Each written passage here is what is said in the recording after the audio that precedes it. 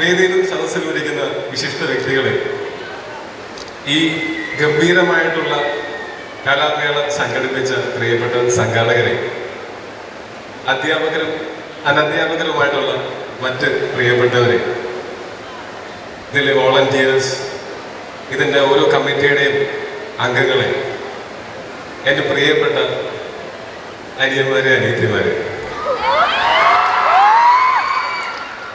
പൊതുവെ അങ്ങനെ ഭയങ്കരമായി സ്പീച്ച് പ്രിപ്പയർ ചെയ്ത് വരുന്ന സ്വഭാവം എനിക്കില്ല. എനിക്ക് ആ സമയത്ത് നമ്മുടെ ഔചിത്യബോധം ഉപയോഗിച്ച് എന്തെങ്കിലും സംസാരിക്കുക എന്നുള്ളതാണ് ഞാൻ ചെയ്യാറുള്ളത്. പക്ഷേ എനിക്ക് മുമ്പ് സംസാരിച്ച, ആസിക്ക് മുമ്പ് സംസാരിച്ച രണ്ടുപേർ ഭയങ്കരമായിട്ടുള്ളൊരു ഉത്തരവാദിത്വമാണ് ഞങ്ങൾക്ക് തന്നിട്ട് പോയത്. അവരുടെയൊക്കെ പ്രസംഗം ചുരുക്കി ഞങ്ങൾക്ക് പ്രസംഗിക്കാൻ കൂടുതൽ സമയം തരിക എന്നുള്ളത്. അതോടുകൂടി ഞാൻ ഓർത്തു വെച്ചിരുന്ന ഒരു 3-4 പോയിന്റ്സ് മറന്നുപോയി, ടെൻഷൻ അടിച്ചിട്ട്. എന്നാലും ഒരു 3-4 വെച്ച് അഡ്ജസ്റ്റ് ചെയ്യാം എന്ന് വിചാരിച്ച ആ 3-4 ഒരു 3 ആസിഫ് പറഞ്ഞു കഴിഞ്ഞു. അതോടുകൂടി കാലിയായിട്ടാണ് ഇവിടെ നിൽക്കുന്നത്. പക്ഷെ ഇന്നിവിടെ നിൽക്കുന്ന സമയത്ത് വളരെ സന്തോഷം തോന്നുന്നു, അഭിമാനം തോന്നുന്നു. സ്കൂളിൽ പഠിക്കുന്ന സമയത്തൊക്കെ ഞങ്ങളുടെ ജില്ലയ്ക്ക് 1ാം സ്ഥാനം കിട്ടിക്കഴിഞ്ഞാൽ ഒരു ദിവസം അവധി കിട്ടും എന്നുള്ളത് മാത്രമായിരുന്നു എനിക്ക് ഈ സംസ്ഥാന സ്കൂൾ കലാമേളയുമായിട്ടുള്ള ബന്ധം. എന്നിട്ട് വിധിയുടെ വൈവിധ്യത്തിൽ എന്നൊക്കെ പറയുന്നത് പോലെ ഞാനിപ്പോൾ പ്രവർത്തിച്ചുകൊണ്ടിരിക്കുന്ന മേഖല കലാരംഗമാണ്. ഇനി ഞാൻ നാട്ടിൽ ചെന്ന് എല്ലാവരോടും പറയും, അല്ലെങ്കിൽ പുതുതായി പരിചയപ്പെടുന്ന ആൾക്കാരോട് പറയും, ഞാൻ സംസ്ഥാന സ്കൂൾ കലോത്സവത്തിലൊക്കെ പങ്കെടുത്തിട്ടുള്ള ആളാണെന്ന്. നന്ദി, എനിക്ക് അങ്ങനെ ഒരു അവസരം ഒരുക്കിയിട്ടുണ്ട്.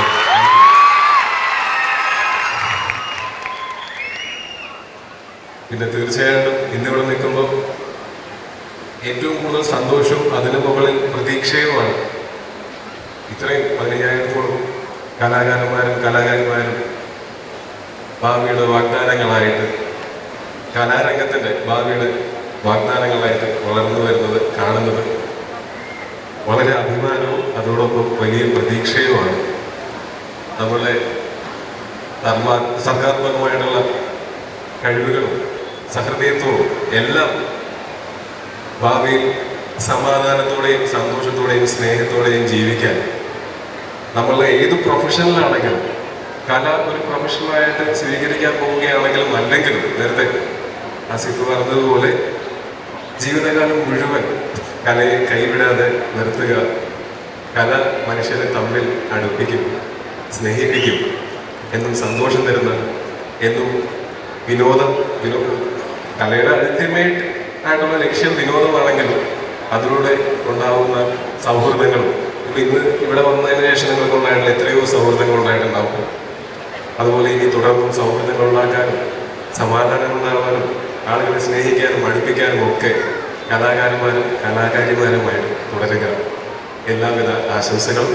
ഒപ്പം ഇവരെ ഏറ്റവും ഇന്ന് ഈ ചടങ്ങ് ഇവിടെ നടക്കുന്ന സമയത്ത് അഭിനന്ദിക്കപ്പെടേണ്ടതായിട്ടുള്ള ഒരുപാട് ആളുകളുണ്ട്. ഇതിൻ്റെ സംഘാടകരായിട്ടുള്ള നമ്മുടെ ബഹുമാനപ്പെട്ട വിദ്യാഭ്യാസ വകുപ്പും ഇതിൻ്റെ നേരത്തെ പറഞ്ഞതുപോലെ ഇതിൻ്റെ കമ്മിറ്റികളും നിരവധി കമ്മിറ്റികളും നിരവധി വോളണ്ടിയേഴ്സും വിദ്യാർത്ഥികളെല്ലാം പരിശീലിപ്പിച്ചു കൊണ്ടുപോകുന്ന ഗുരുക്കന്മാരും അവരുടെയൊക്കെ മാതാപിതാക്കന്മാരും എല്ലാവരോടും ഞാൻ എൻ്റെ അഭിനന്ദനങ്ങളും സ്നേഹവും അറിയിക്കുകയാണ്.